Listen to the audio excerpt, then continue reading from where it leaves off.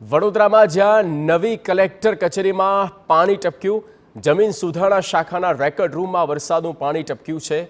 પાણી ટપકતા દસ્તાવેજો રૂમ બહાર રાખવાની ફરજ પડી છે। માર્ચ મહિનામાં કલેક્ટર કચેરીનું ઉદ્ઘાટન કરવામાં આવ્યું હતું। 21 કરોડના ખર્ચે નવી કલેક્ટર કચેરીનું નિર્માણ થઈ રહ્યું છે।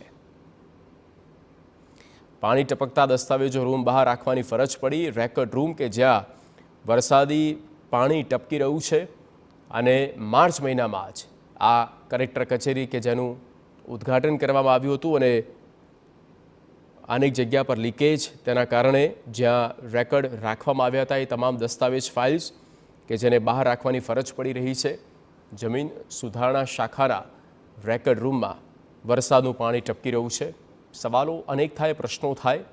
ખૂબ જ ઓછા સમયગાળામાં છત આટલી વીક કેવી રીતે પડી, આટલી નબળી કેવી રીતે થઈ કે સેલિંગમાંથી આ પ્રકારે પાણી ટપકે, જે તેની ક્રોસ ઇન્ક્વાયરી થવી જરૂરી છે।